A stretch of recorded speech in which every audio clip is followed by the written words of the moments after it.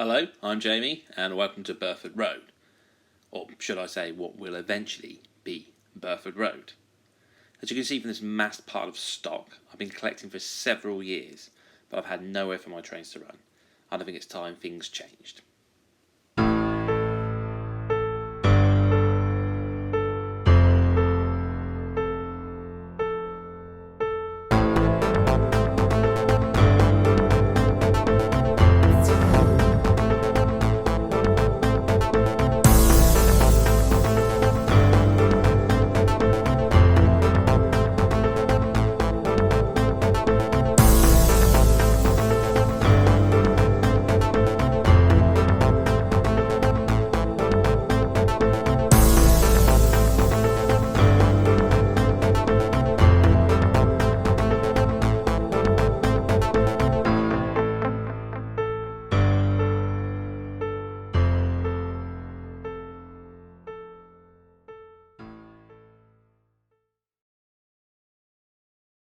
This is the first baseboard of Burford Road Junction.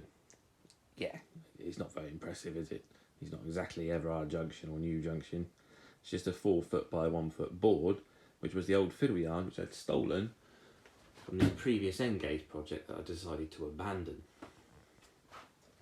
The idea of this baseboard is to have a small preservation line next to the end of a branch line terminus. And the reason for this is I mostly collect 80s and 90s diesel stock, but I do have the occasional steam engine that needs somewhere to live. So I purchased this Metcalfe kit and decided that I would build this branch line. Now, I haven't modelled an OO gauge in many years. In fact, I think the last time I built a proper OO gauge layout was in about 2008, and that was just a simple 5 foot by 4 foot roundy layout that wasn't massively interesting.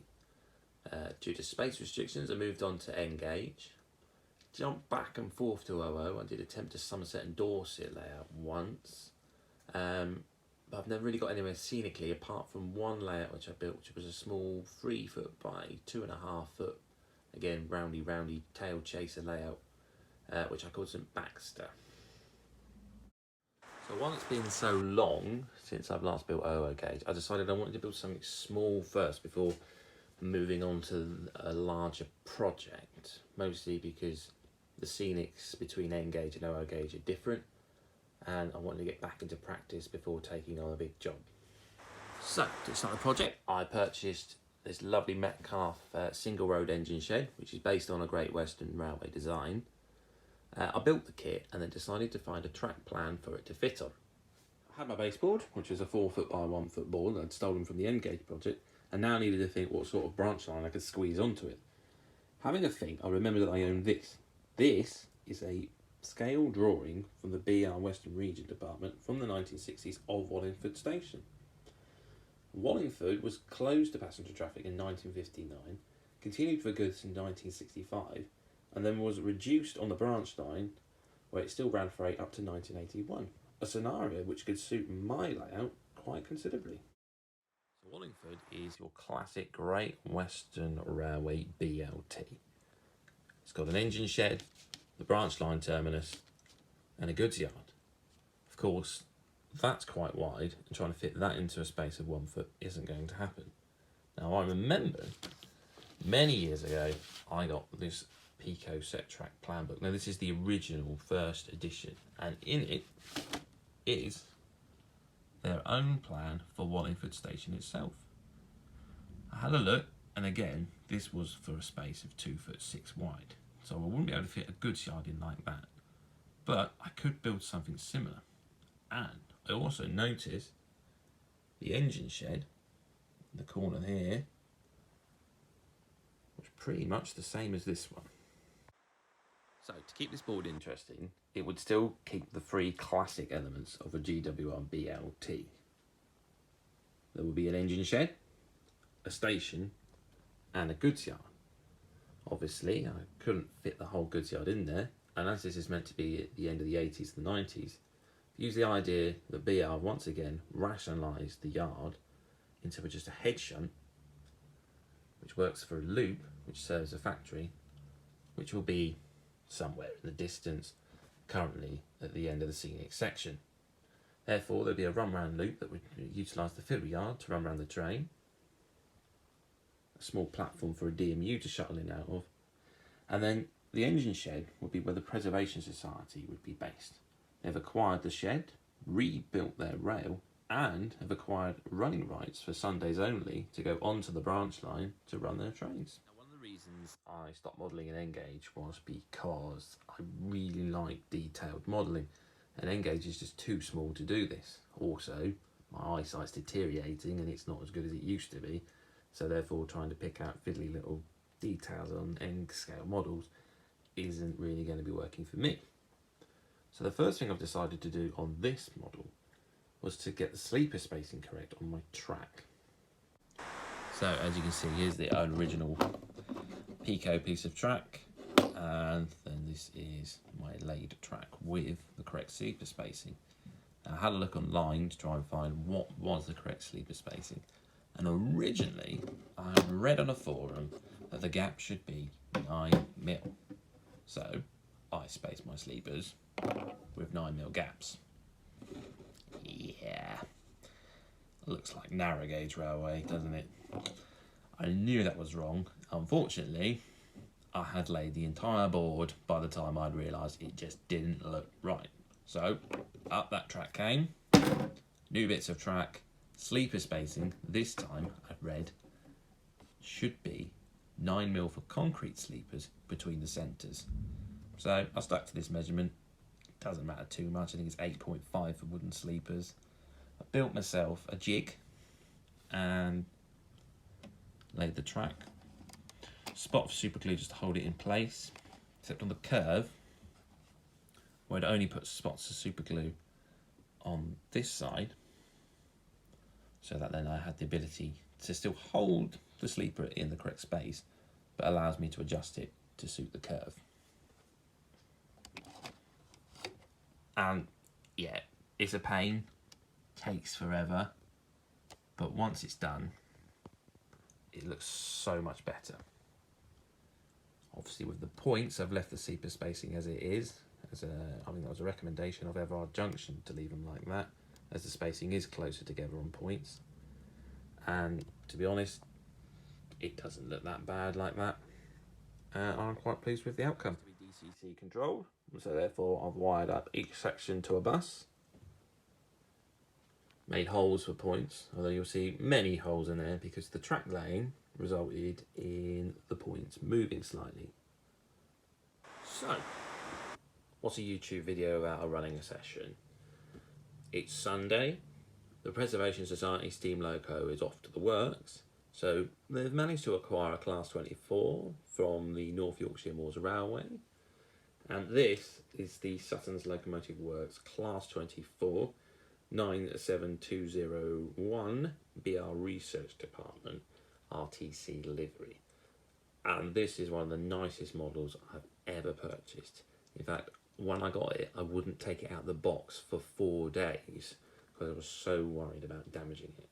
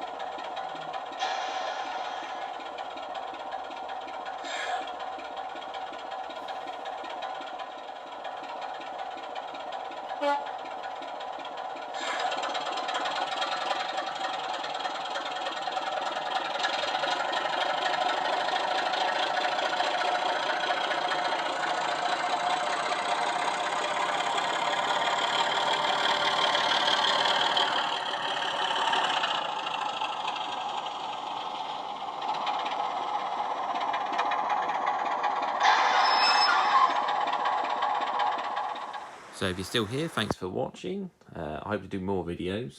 I'm not sure how long it will take me to finish doing up this garage and building the baseboards for the main lines, but I do have other projects on the go whilst I am also working on the layout. I've got things such as PGA wagon upgrades. I could also show you my Swindon panel scratch build, and I've got other projects in mind like detailing class 50s and 31s. So if you like the idea of that, subscribe to me, and hope to see you again soon. Bye.